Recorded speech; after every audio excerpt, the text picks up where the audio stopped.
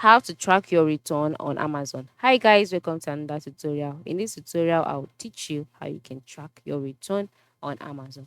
Now the question is, can you return your products on Amazon? Yes, you can. And then can it be tracked? Of course. How do you do it? The first step is to log in into your Amazon account. It's like I've done here. And as you can see, there are different products you can get.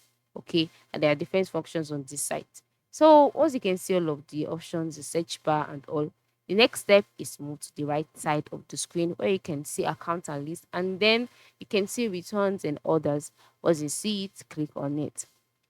Then once you click on it, you are brought to the orders page. All right.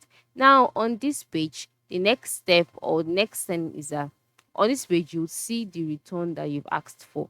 That is the product that you sent back or you processed its return. All right. So once you click on this product, by the right side of the screen, you would see the more options button.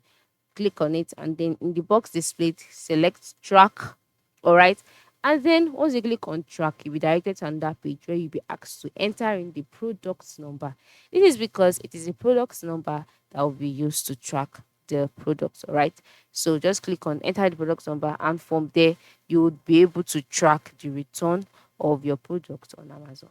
It is very simple. And then if you try this and it doesn't work, all you need to do is to go to the customer service located at the top part of the screen.